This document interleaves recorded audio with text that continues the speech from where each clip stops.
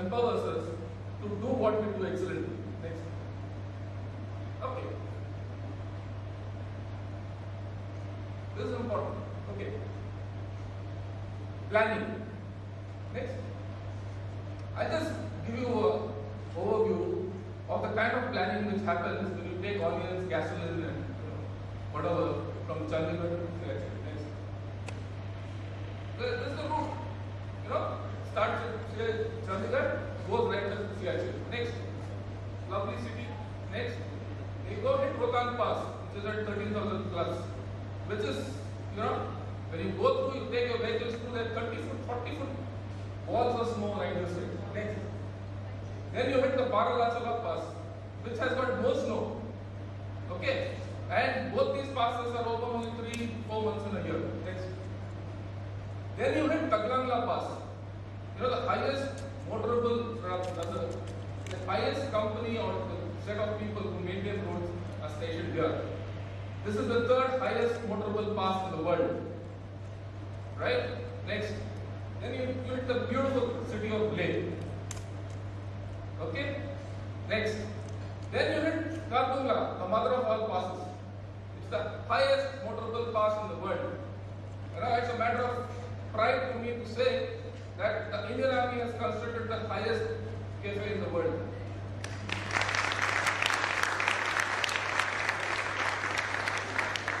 And this pass is kept open throughout the year. And then you hit the beautiful Siachen Glacier. This is the Siachen Glacier. From bottom to top, I've given an overview. It is 130 kilometers long. Not a single blade of grass grows there. Right? That gasoline, onion, everything which you can think of, including Cadbury chocolates, Pepsodent toothpaste, everything has to be pumped from Chandigarh and brought here. Next. Next. It first starts its journey with trucks and tankers. Next. Then it goes through army convoys. Just read this. I can't read it from here. Someone could help me out. Right? It's a rough road that reaches the heights of greatness. That's what is written there. Next. Okay, then it's transferred onto choppers or mules. Next. Then there's great birding. People were using last mile connectivity. Is there on the back or snow scooters. So it's whatever starts in Chandigarh moves right up to the top. Different methods, and it's formed into different districts and it reaches next. Okay, what are the constraints this chain operates, supply chain? I'm putting it in management jargon. These are the constraints. Yeah? That's great. Okay, anything could happen. And these are only some. It just came to my mind. In fact, I operated this chain for over 2 years. Okay. Next. What's on there? You need flexibility. You need foresight. Right? You need contingency planning. You need buffers. Okay? And what are they? I can't stage it. Because every time you cross a particular level, you need to acclimatize. You don't have space to stock out there. What's there on ground today might get washed away in an avalanche tomorrow. Right? Today a chap might want cement to build his little bunker. Tomorrow he needs chocolates to fill his, entertain himself. Third day he wants dal and onion.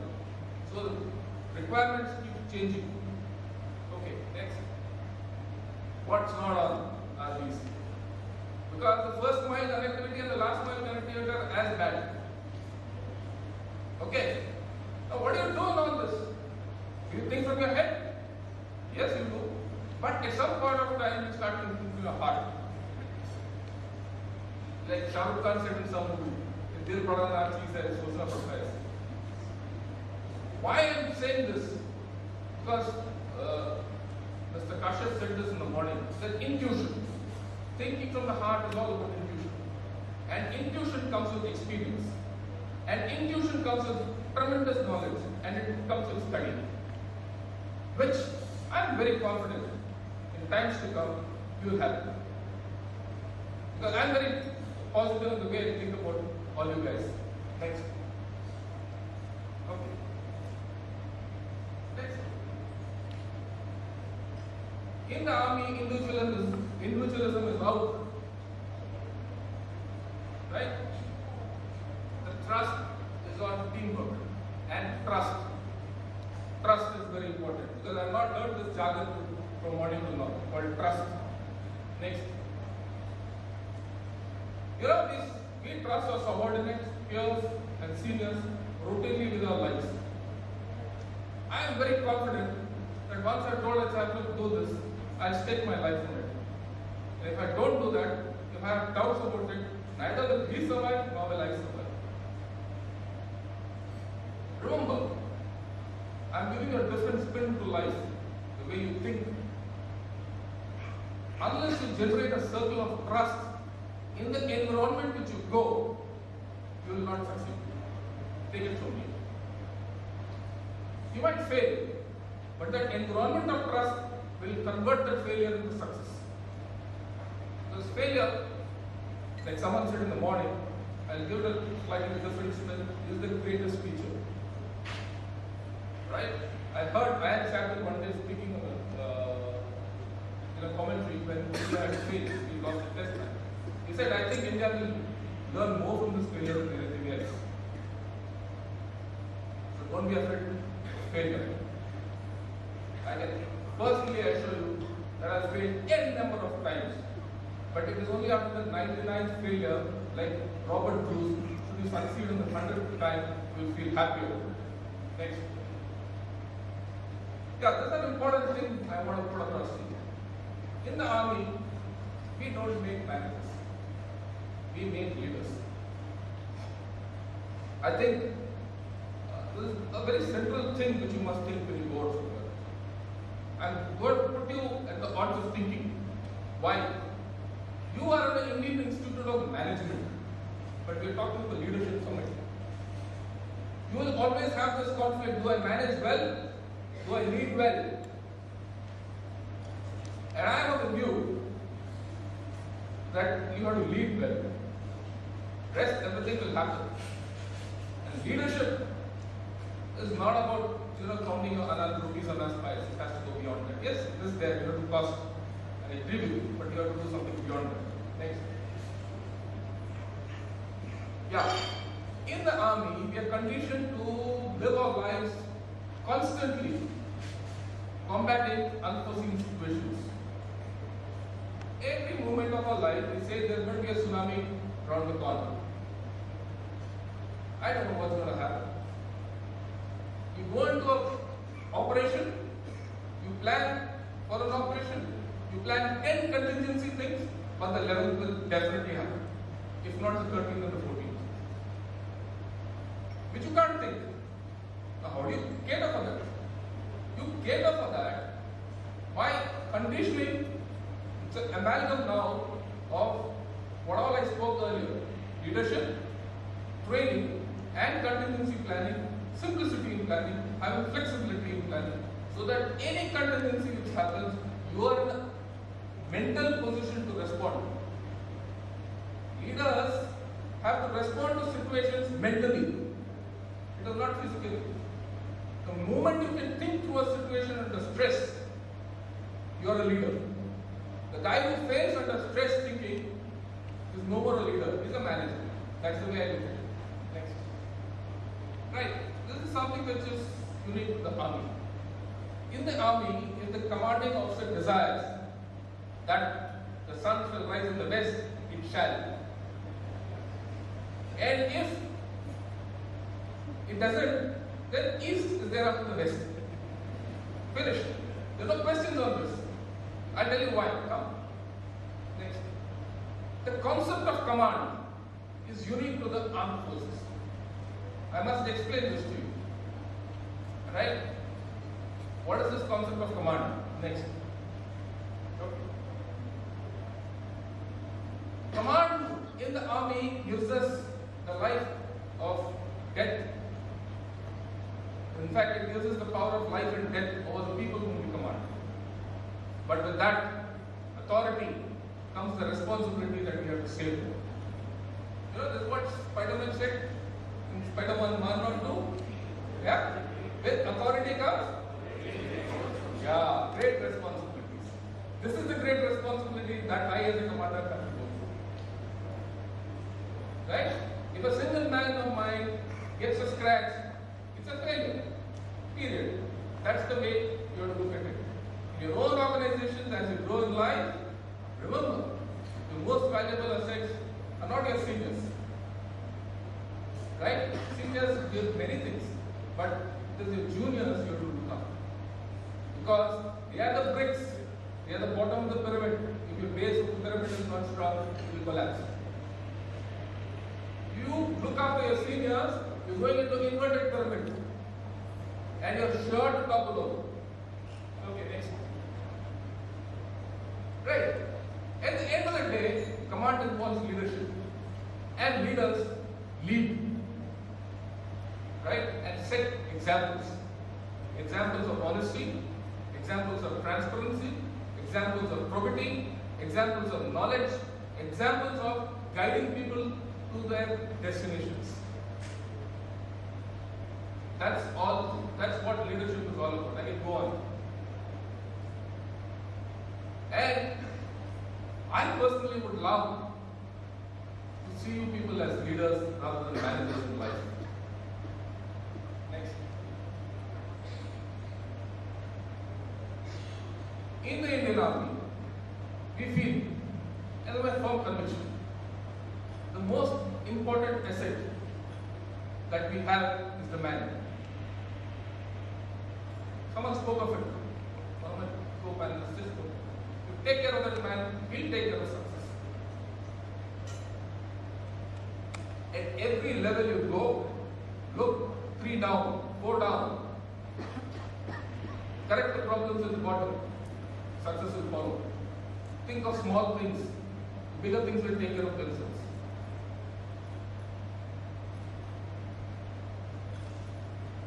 Yeah. I've said what I had to say.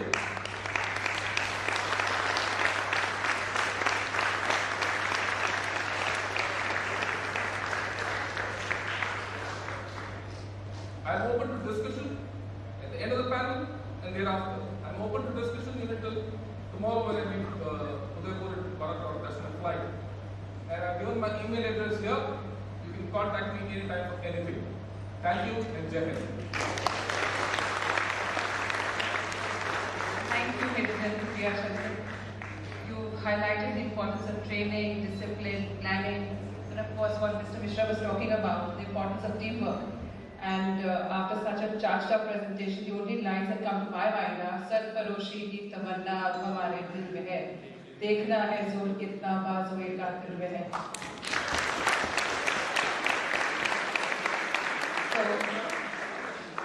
Before the lights of Jamal Shah, I'd like to share the experience with you, sir.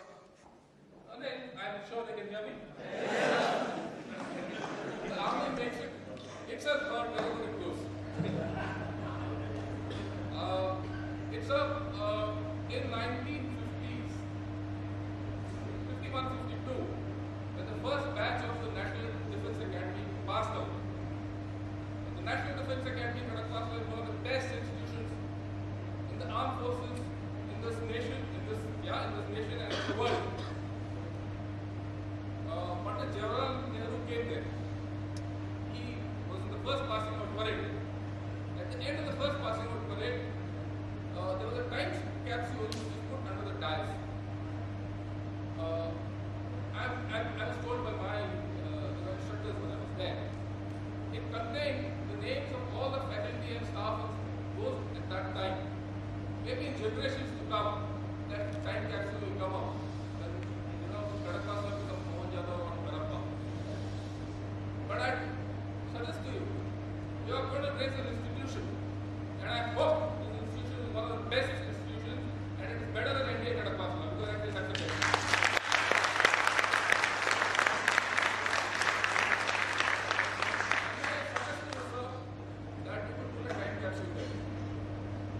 Right, this is a suggestion, it's not a imposition. And I recognize the fact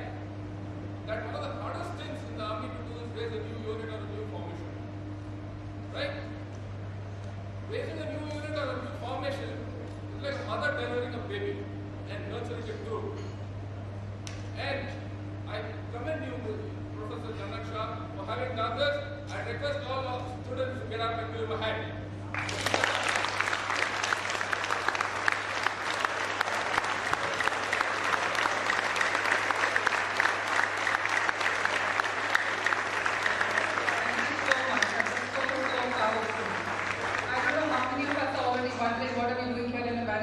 Why did you not go and join the army? Thomas, over to you. We can take a deep breath if you insist. Systems or processes, what would you say define execution excellence? Or if there is any third variable that you have in mind?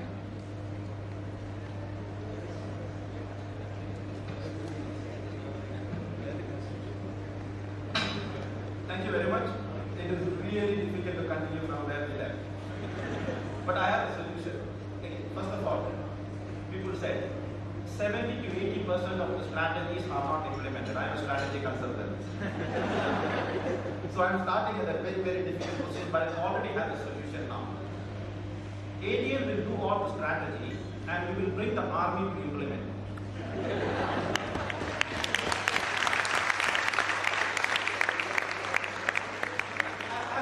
Because we have not been able to do all of this work. I have been consulting for 15 years and every time I fail. That's it. And now we bring the army and they will do it. That's it. Okay. I will not take much time. I will just, I really don't have anything new to add than all the points that have been made in the various presentations. But I can give you some evidence in the project that I have personally managed, in which where you apply this that it works and where you don't apply it doesn't work. Yeah, just some project experiences, because everything has been very, very well covered in the previous presentations that we have heard. We can again start from this room. I think you people have done an amazing job in arranging this leadership summit. A very good example of execution excellence. Do you know why it happened? I think you saw something very impressive here, and when I tell you that, it sounds very simple, but in normal life, we never ever do that. Let me tell you, it is very simple. I learned it the very hard way. Yeah. We should not compare how we handle things in the army and normal life. Let us be clear on that, yeah, because it may not work in both contexts. Yeah. Whenever we get into execution of anything, we tend to give very detailed instructions on how to do, when to do, and if this happens, this is what you should do, and then we keep a very long list of activities to be done.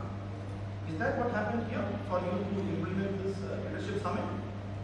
If that was the case, you would not have done this summit the way you have done it. You have been given just an objective, and you have been given the freedom to do what you want, how you want, when you want, to just achieve the objective. And in normal life, we never ever do that. Even the IIM colleagues, I'm telling you very bluntly, because I have seen a lot of your IIM colleagues, or for example, let us take a case of somebody sweeping the room. What do we tell the person? I have never cleaned the room in my life. But we still tell the person, you have to come at 8 o'clock in the morning, sweep it once. Come at 10 o'clock, clean the board. In the evening, come and wash it with water and clean it with clothes. That is exactly what happens in all the execution projects, and that is why strategy consultants fail completely in getting things done, because they don't have a clue of what has to be done. They have no clue. They act as if they know, and all of you will do that the same. I'm telling you, so I'm warning you not to do that. And we tell the cleaning lady how to clean. She has been cleaning for 25 years. Who knows how to clean? You are the cleaning lady. So I'm giving a very simple example. What you need to do is to tell the cleaning lady that I want this room to be clean. That's it. Whether she cleans in the morning and the afternoon or in the evening, she uses a broom, whether she washes with the cloth or water, she knows 100 times better than you how to do it. The problem is we don't give her a again I'm restating things. Yeah, I'm not saying anything new. We don't trust that she knows it. We don't believe in her, and we don't give her the authority. We don't give her the responsibility, and we want the work to be done. It is really, really crazy. Okay. So my only message is this. Yeah, I'm going to be a bit blunt. Yeah. Don't assume that just because we people are at this level and we are from IIM, Udaipur and all of this, we are smart and the people out there are not so smart. It is not true at all. Yeah? We have no clue of anything in life, trust me. Yeah? We should trust the people, give them the responsibilities, allow them to do the things, and you just tell them what to do. And that is how over the so many years, after so many years of failing in execution, I have started in executing all the strategies I have recommended. And in the last 3 to 4 years, I can tell you it is not 70 to 80% failure, it is 90 to 95% success of all the strategies I have recommended.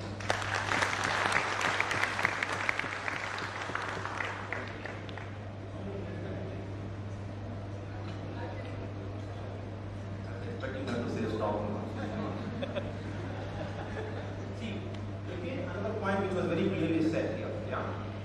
When we do strategy, then we come up with an implementation plan, a very detailed 100-page implementation plan, and give it to somebody to implement. The first thing that person says is, the strategy is wrong and I cannot implement it. 100% of the times this will happen. I have seen it. My 8 years of consulting, I did this and I failed. 80% of the time I failed. Nowadays, when I do any strategy project, in the beginning of the project, it is a mandatory requirement for me to start a strategy project that I need to know who is going to be responsible to implement whatever I recommend. If you don't identify the person, and if you don't give me the person to participate in the strategy project, I will not start the project. A mandatory requirement. And the person who is going to be responsible to implement should have his compensation linked to achieving the strategy. Then what really is very simple concept, but I have not done it for many, many years and I am doing it now. Yeah? It may sound very simple, but I have seen it working. Then what happens is the person who is responsible to implement will not allow the consultant to bullshit, because the consultant will say something and Thomas will run away, but I have to implement. So you have to get the person who is responsible to implement, tie his remuneration and bonuses to the successful implementation of the strategy, and he should participate in the strategy development and he should sign off, then only you release the strategy concept. And if you religiously follow this, 100% of the times you will be successful. Yeah?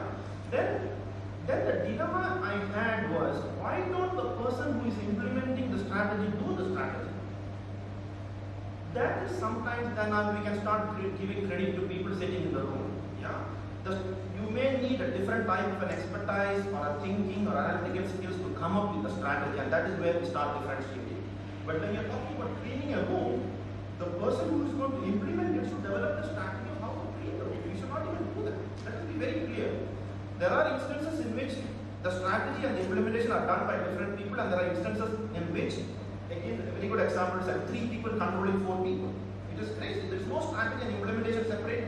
The team who is responsible for strategy should implement, and hence you should not have 2 leaders or 3 leaders rowing a boat with 7 people. You should just do it together, right? So there are instances in which it is together. There are instances in which it is separate, and when it is separate, the person who is responsible for implementation should participate in the strategy, should be the person approving it, and he should be remunerated based on that. Yeah. I can give maybe 1 or 2 real life examples. In Malaysia Debt Ventures, it's a company who got a 1.3 billion loan from the Japanese government to give out to companies in Malaysia to encourage e-commerce and e-business. Arthur Thiel was responsible for managing that fund, and we were appointed to manage that fund, conduct due diligences and release funds to companies. And there was a company which is called e-Prolan, which is responsible to implement the e-procurement of Malaysia government. So it came for a due diligence, ADL approved a 100 million loan, they gave a 100 million loan to that company. And the company, it's a very simple logic. The company is supposed to automate all the purchasing of Malaysia government, and they get a commission of the percentage of the purchased equipment. We approved the loan, 100 million went to them. Within 6 months, the company went bankrupt. The company literally went bankrupt. 100 million money came. And then they came back and said, Thomas, you released the money, you took 2-3 million to even evaluate this and did the strategy, and you took 2 million and you go and sort out this problem. And I said, wow, God, what do I do now? They put me as the CEO for that company. I did not like it. Thomas, you won't turn around this company, you are the interim CEO. They started with the interim CEO because I did not want legal obligations. Then when they released it, it became CEO. I said, oh my God, now I have legal obligations. I went there. I looked at, I did the strategy, I had no clue how it has to be implemented. I'm telling you very frankly. I wasted 3 months walking around in the Indian trying to find out what is happening, why the company is not running around, why it is not implementing. Then I really found out it is very simple. The money comes in when the salesperson goes to a customer and trains him to use the system, and when the transaction happens on the system, the money comes in. It's a very simple process. And the system doesn't work. Just like any IT system, it doesn't work in the beginning. You really need to put an effort to make it work. I started going out to the sales team. I found out that the system is too complicated, it doesn't work, and I don't have time. They're going to fire me, I'm liable. So I went to the management and the board and said, you people don't have a clue of anything. Can we empower all this sales team? Yeah? You trust them. Their salary will be a percentage of the income for the company. Very simple. They had a big issue. It even went up to the minister because it's government procurement, even defense procurement. Look at the risk they take. But I said I cannot turn around the company. And they finally said, okay. I implemented a system in which now what happens is the salesperson now spends 24 hours a day, sits with the customer, ensures that he is trained. Nobody told him what to do. We did not give him a 100-line implementation plan. We told him, this is the objective, you have the authority, you will get money if it happens. Within 1 month, the company turned around. Within a month. The sales people started getting 3 to 4 times the salary of the CEO.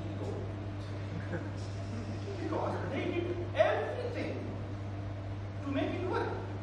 They went through the process, they explained the system, it is not working, they will call the IT vendor, blast him, bring the IT person, you rectify it, the hardware goes down, you call the hardware person, the computer is not working, replace the computer, keep the customer, give him some tea, everything. The CEO came and complained, Thomas, what is going on? My sales people are getting 4 times my salary. I said, you stupid CEO, it was a bankrupt company, my friend, what are you talking about? Why are you not happy about it? And that company is the most successful e-procurement company in Southeast Asia. And the simple reason, we trusted the lowest level people, believe that they can do it, give them the authority, responsibility, and the company has turned around, they paid back 100 million loan. Now they are giving loan for other e-business in Malaysia. They have generated so much of cash. Just one more example, much shorter. A shipping company. We were appointed to, this company was making huge losses. I don't want to name the company. They appointed ADM to go and come up with a strategy to turn around the company. We had no clue of it. We looked at the whole thing, we found out that it is making huge losses. They are using the wrong ships in the wrong routes. A ship with 10,000 TEU is running on a route which needs only 3,000 container movements. Wherever there is 3,000 container, 10,000 container movements required, they put a ship with 3,000 container movement capacity. The whole thing is not working. We wasted 3 months trying to find out why are you doing all of this. This is ridiculous. Then we found out how is the performance management system happening. Again, somebody very clearly said performance management. Have the right performance manager. You have to train them and get them the knowledge how to run their activity. Then we looked at the performance management system, and the performance management system calculates the profit on the variable cost. So you move a container, they look at all the cost for the container movement, what is the revenue, and you look at the profit of that, and that is how the profit is calculated. In shipping, the biggest cost is the capex. The depreciation component was not in the performance management system. I'm so stupid. It took 3 months for me to find out what is driving. I was new. Like our consultant, we analyzed, we found out what is going, what drives the shipping industry. And then we found out, we just in one day, we went to the board and said, guys, there's a group of routing people sitting there. They are deciding which vessel goes on which route. Can we just empower them to reallocate vessels they want, the way they want, and also calculate their bonus based on the performance of the route, and in the performance management system, the capex of the vessel has to be allocated. That's all I need. We took 1 month to get that approval, because it was not easy. 1 month of approval process to the board, went up to the minister of the country, because we are allocating vessels between multiple countries. It went to the minister. We implemented that system in which the calculation is now allocating the cost of the depreciation component of the vessel onto the profitability of the route. Within 1 week, 36 vessels got rerouted automatically at the working level of the company. And we are talking of vessels which are costing $10 million, $15 million, $20 million per vessel got rerouted overnight. And the company turned around, and it is still one of the most profitable shipping companies in the world, Malaysia Shipping Company. Just a very simple performance management system, trusting the people that they know what to do, allow them to do whatever they want, measure it rightly, and give them the freedom. Execution will work. Let us see whether they have. Thank you.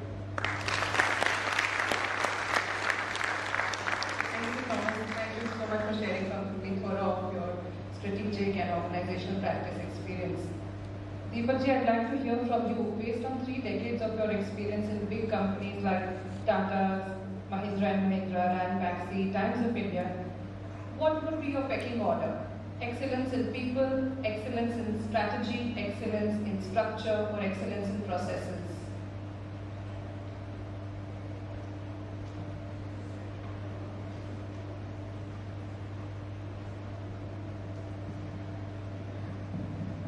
Okay, can you hear me? Yeah? It's a very difficult question, because I don't believe in this pecking order. Because I thought in most of the companies I worked, especially for example Rand Maxi, when they had to take the decision to enter US, it was a very, very difficult decision. Because the branded generic, the drugs which they were in business in, they were not off patents for most of the drugs they were in.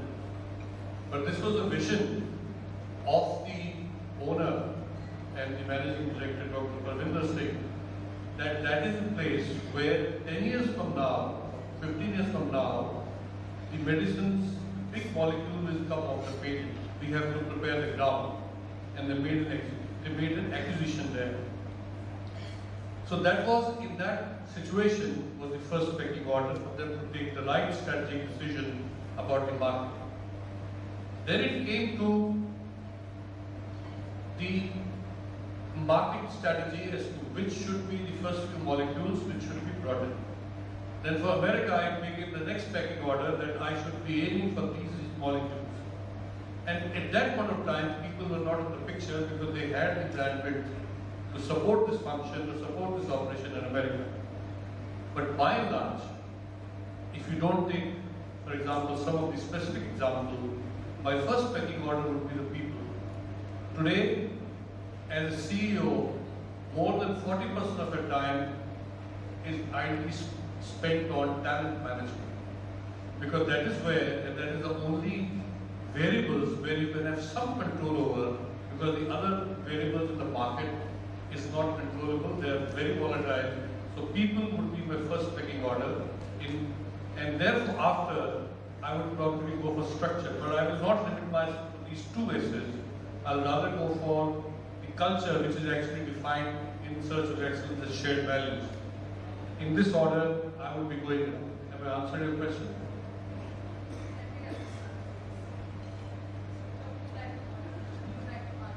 In terms of importance, which one would you rate as most important and which one would you rate as least important? Yeah, I think my answer is known to everyone. It is people, people and people. should have guessed it. Because you can buy everything, you can give money, but you cannot make it happen by giving money. You should have the right people at right place, then only it can happen.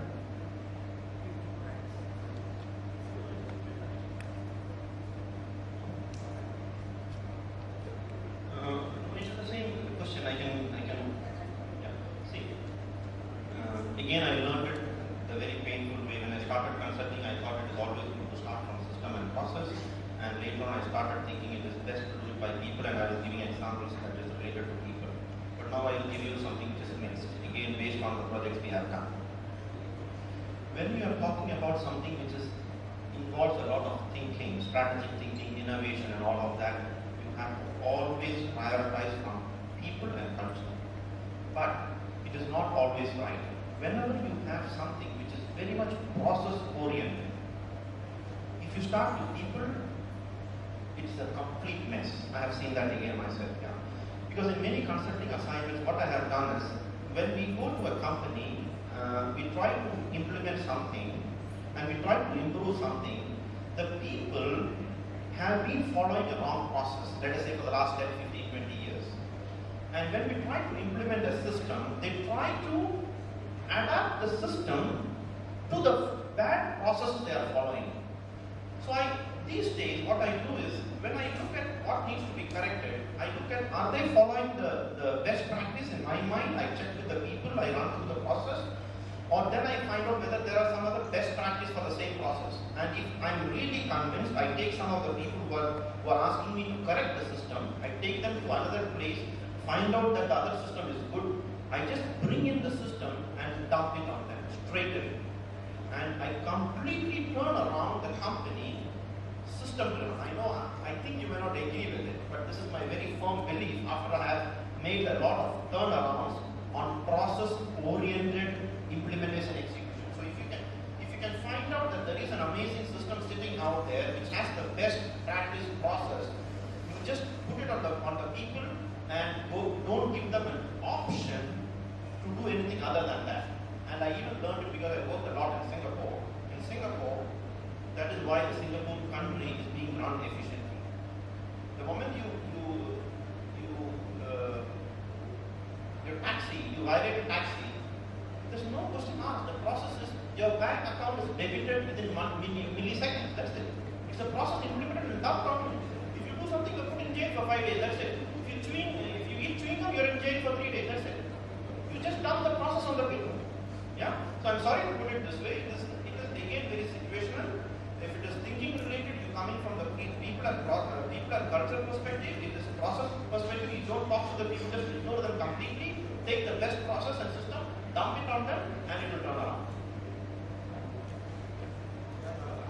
I know HR may not like it. I wanted to say something on this. Yeah, I do agree when talked about the process. I have one question in my mind, and that question I'll ask all of you is, who makes the process? And let me tell you, if you have the right people in your organization, the same person will innovate, the same person will put the process, and that same person will make changes. But you need to have a right person. If you find your organization doesn't have the right person, get the right person. They will do it. But you need to have the right person. Having process with the wrong person will never work. So you need to have a right person who can do it. I'll give you a best example, which is a very highly process-driven industry, and which I have worked, I have experienced, that is Reliance. I think my friend will definitely agree with me. Reliance is a company which is really highly process-driven. And this is again a company, I will tell you, which is a best example of execution. I think there is no second company you will find who will have the executions. They are project-driven. Everything is driven by project. And you tell them within 5 days they can make a building, a tower stand up. The project team is so strong, so dedicated. They know what to do and how to do it. If you remember when there was a tsunami, the whole plant was disaster. And can you believe, within few days they make it stand. Everything was flown. No consultants used. Same people. They've flown everything by flight, by everything. Cost is not a matter. What is matter is timely execution. Everything was done in time. Even when it was required for setting up the telecom business, they flown a total plant from China. Airlifted the plant from China. They knows what it means when it comes to execution. And the people have done. Same people who are there in Reliance. All due respect to contrary views, of course. I think we are on the panel, we respect each other's views as much as we respect ours. Now, Mukul, I have a question for you. While you were presenting, you alluded to measurement of efficiency, measurement of execution efficiency and excellence. Can we come with a matrix? Can we come up with some parameters as to how one goes about measuring excellence in execution? Yeah, so predominantly I spend most of my time in sales, so it will be hugely influenced by the seller mindset. Okay? So I've never been a consultant like Kurila, never been a turnaround specialist, so probably it will be hugely influenced by a salesman's mindset. It's pretty straightforward, when you have the milestones, everything. What matters is eventually the results. So there's no black and white on that, especially the area that I would spend most of the time. So the results are, there's no shades of gray in that.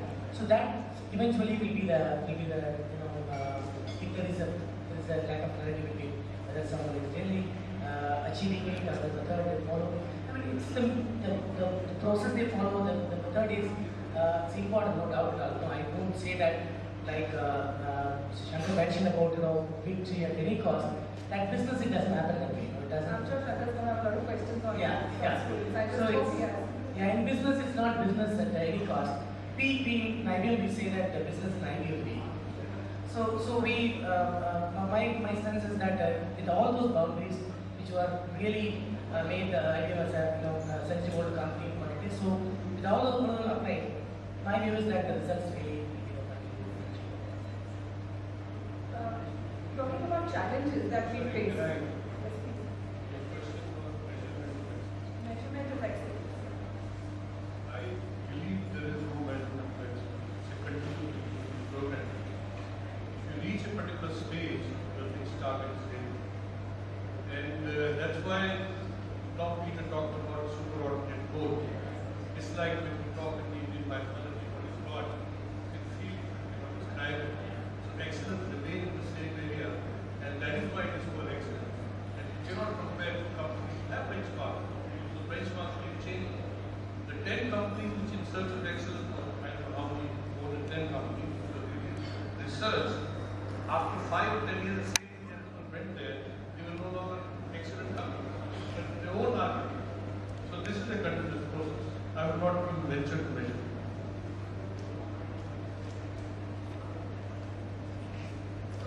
So then the panel is concluding that excellence is difficult to measure. Of course, we know what the parameters are, but it is a dynamic process. It is an evolutionary process. So we may not have any quantifiable measures as such. Of course, Damodaran gave us some which are specific to certain areas, but on the whole, we may sometimes find excellence difficult to measure. Are we? Yeah, the only thing I can say, when you're reaching this sort of a passion, your adrenaline starts flowing a little more. So the person will feel that, look, I want a job which seems to be an excellent. I'm tempted to go back to what Mr. Pradeep Kashyap had said. He said that it's about awareness. It's about the heart. So is excellence about the heart or is it about the mind? Okay, so what do we feel? Is it about the heart or is it about the mind? Because that Mr. Kashyap's statement stayed with me and I was wondering, what is it all about? Is it a skill? Is it an attitude? Is it an undefinable construct, or should we just not bother about defining it? I have a take on this. I think in life, one has to find balance. You can't veer towards the mind, you can't veer towards the heart. It's all about balance. In any situation you get into, whether it's business or wherever, you find things imbalanced. The leader goes there, situationally, he corrects this imbalance. Right? Whether he applies his mind or his matter or his heart, he changes this balance. Right? Now once it disturbs this balance, he reaches a certain outcome. And this outcome reaches yet another system of imbalance. That's what Mr. Deer was talking about. It's that process of evolving goals, reaching higher or morphing to something else. So there is no formula which you can say, look, you apply the mind, you will win, apply the heart, you will lose, or vice versa. I think it's a matter of balance. If we go with the concept of balance in life, we will achieve a hell of a lot more.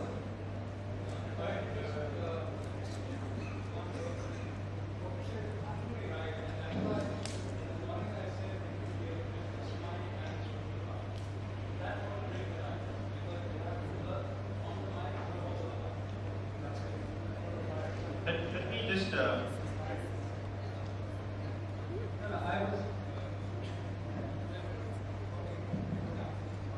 what I was saying was what I said in the morning, that what you need to bring is a business mind, because you have to bring in the best strategy. There is no doubt that's the way it gets to do. But it has to be with a heart. If I don't empathize with my customer, if I don't engage with my customer, if I don't relate to them, and if I develop strategy in isolation without fool my customer, then it will not be the business.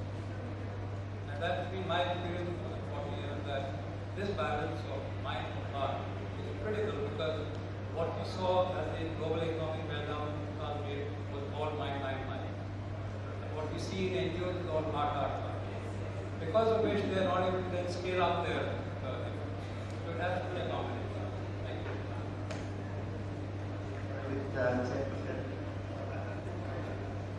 This is more for the students, I think, with all due respect to the panel. I'm a little tempted to intervene because we are making very strong statements. I want to go with Pradeep's observation. I think after Insert of Excellence, Passion for Excellence, I think if you don't know Jim Collins, I'd like to remind you that in IIMU, please don't tell you don't know Jim Collins. His first great book was Built to Last. 10 years of work at Stanford. Great Professor Martin Hansen assisted him. That was the best book, I think, on vision, all that you are saying. First thing I request is read that book. If you listen to all the thought leaders go there. After a lot of time, he worked, then he realized Built to Last is not enough. He said good to great. I think level 5 leadership came up, humility, focus. I think all my district panel members have talked that. Again, time passed. I just want to, I think 2010, 2011, again Jim Collins, Martin Hansen used to be Stanford PhD student with Jim Collins. His book, phenomenal book called Collaboration. So Martin Hansen and Jim Collins have written a book called Great by Choice. I think all the panel members are saying it is not head or heart, it is heart will head. And there is a concept called 10 exchange. 10 exchange with discipline, with heart, with intuition. I think the word intuition, Pradeep kept talking, so my request is please do not take each of the words by the panel serious, just like life. Each word builds up and it is great by choice. And great by choice, Jim, there are, I think Professor Janak symbolizes research. That is the best research on success globally for the last 10 years by nobody less than Jim Collins and Martin Hansen, for the thought leaders of this century. I just wanted to mention that. So all the panel members in their own way, they are saying each word get integrated, great by choice. I just wanted to acknowledge and link it up. Thank you very much. I just wanted to continue on the debate that we had on people versus process. I started with giving importance to people, then said there are instances in which process can be guiding principle, and I used the example of Singapore. But let me give you another example of Singapore. When Singapore, and that now it is justifying the people angle of implementation execution, excellent execution, yeah. And it also ties into the innovation topic that we had in the morning.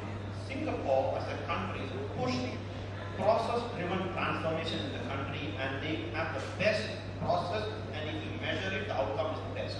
But on an innovation survey, Singapore scored the last in the world. And one of the questions in that questionnaire was, they brought in some young kids from the school in an exam, and they said, can you draw a chicken? You know what they drew? A fried chicken. That's what they drew on a piece of paper. Okay? So again, there are right places for innovation, thinking, there are right places for process. If you push one of them more than what is required, you will always have a consequence, so always have it balanced and use it appropriately. And Singapore is a very good example. Something they pushed, they achieved it. Look at what they compromised. And they're spending so much of money now to get the innovative thinking in their population. Thank you. Thanks. Thank you. I think I would hate to stop at this point in time. It's getting so exciting, but I think it's time to take questions. Yes. Can I request the student please help me with taking the questions? Somebody from backstage.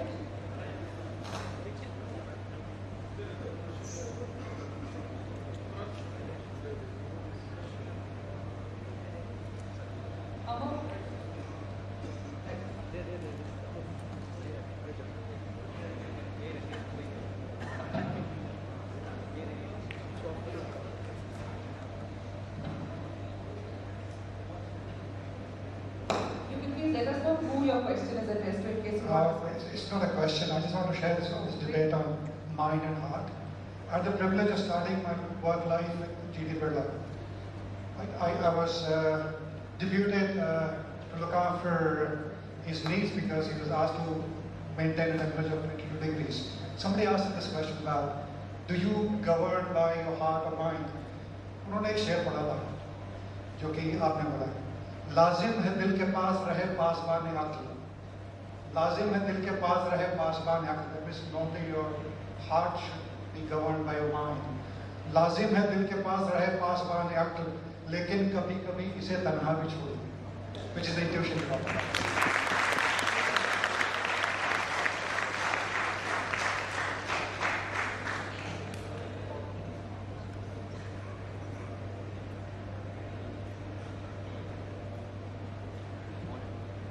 My question is addressed to Mr. Damodar.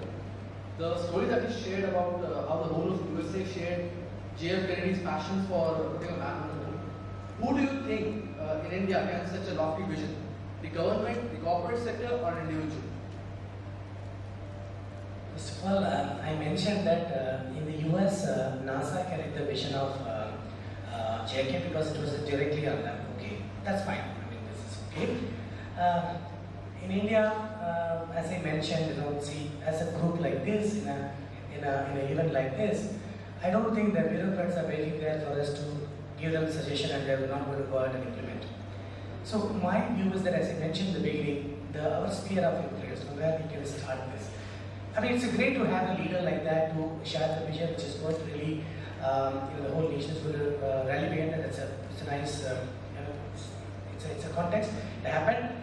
And today, I mean, it's your guesses, as well as my guess as who's the leader. But the point is, I'm not even going that far.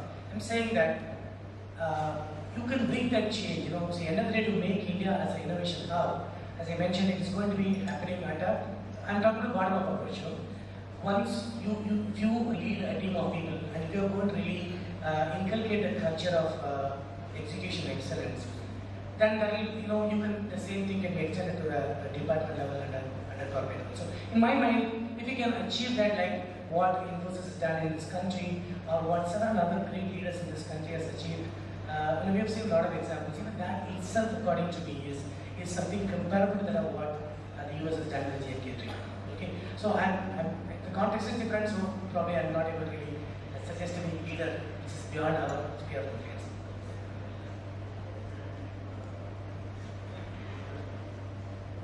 Yeah, I'll just put this thing in perspective historically.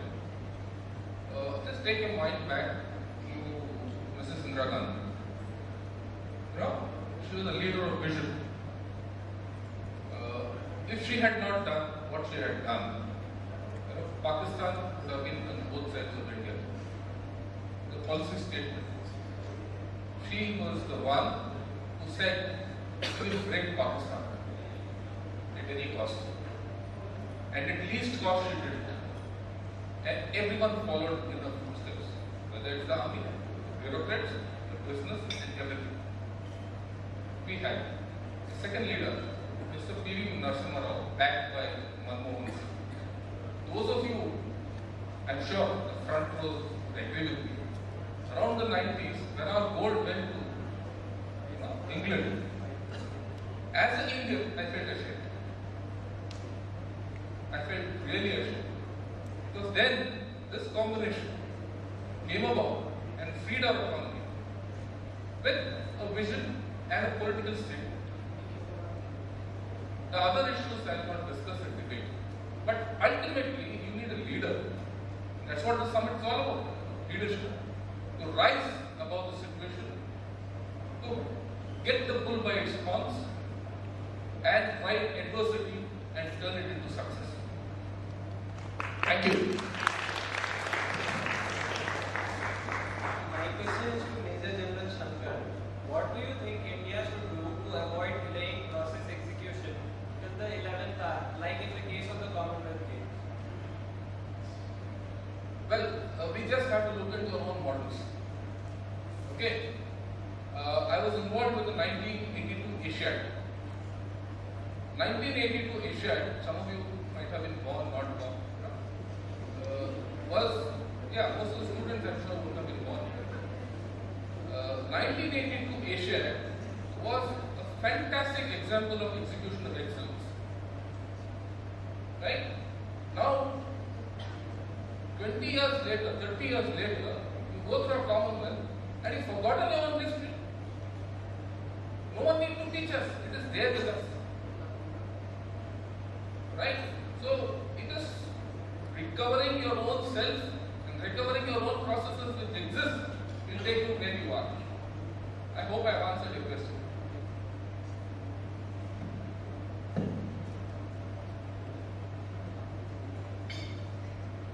Major General. Can we actually mirror the same level of excellence that the Army has achieved to other government organizations? And if so, how can it be done? Is it all about authority or is there something more? I think you can. Right? If you take the principles. Well, definitely what I've said, victory at all costs is great in my uniform. But it is not so great when you know, in your business. I said victory at least cost, so success at least cost. Just transform the principles, apply the principles. I said discipline. Discipline in the army is iron-handed discipline. You go walk into death, it doesn't matter. Okay, for someone else to achieve what he has to do. But you need a different kind of discipline here. It is that kind of discipline which says you will achieve what you have to do once you set your target on it. And you set discipline into the process. We all today said we think great, we innovate great, but when it comes to execution, we fail. So you take the principle, I think you do great. And I already see a lot of people in the civil walk of life have adopted this technique. I'll give it put it in a different perspective. Say about 10, 12 years back, when an army officer exited, shed his uniform, they will not take us because he had no formal education as it is, he didn't have a PhD, he did nothing. And people didn't recognize his skills. Today, this skill set is getting into the civil environment and being utilized and being sought. The army man is not being sought for what he is, but for the skill set he produces. And that imbibing the skill set and learning from it, I'm sure will take you a long way. I hope I've answered this question. Anything more you want me to add? Thank you. Vision 2020. So my question is, why would the successive governments not work with the same density, the same vision? To the entire I'll take this one because I worked with Dr. Abdul Kalam. It was in 1988. I was in the integrated missile development plan. I was a project member of Project Prithvi. I was a young major. I worked with him. I've had the privilege of over 2 years. I was with him during Agni 1 and Prithvi 1 series of fire. You know why we have not had? Because there was no other Abdul Kalam. They put it very simple. The man was so simple, but he was a great motivator. He had this 80% knowledge of everything, who could integrate different walks of life and make them 180%. Right? All of us are not experts in what we do, in everything. You are an expert in what you are, but there are other people around you who are expert in their fields. This man had the capability, and I've seen it close, to get this 100% from everyone, put it, packet it together, and make it 1000%. And that's why where we are as a nation, we're able to show eyes to China and US. You need Abdul Kalam to come up to do this. Unfortunately, we don't have